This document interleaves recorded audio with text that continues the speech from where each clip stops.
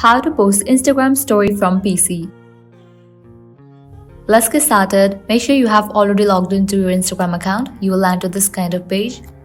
Now in the phone devices at the top left, you will find the option of add to story. But in the PC, you won't find the option of add to story. So what you have to do is right click on anywhere on the screen. With that, different options will appear. Scroll all the way down. At the very end, you will find the option of inspect. Click on it. Now over here you will find different icons. Go ahead and click on this one icon. Now over here you will find this option of dimensions phone. Click on that drop down. From here you can select the dimension for the phone. After you select it, now click on this icon given at the top left corner. Reload this page. And with that, now you will get this option of add to story over here. Now clicking on that option, you can easily upload Instagram story from laptop. So go ahead and select the picture or video that you want to upload in your story. Once you select it, now you are able to edit this picture. You can add text filters, and once you are done, click on this option of add to story.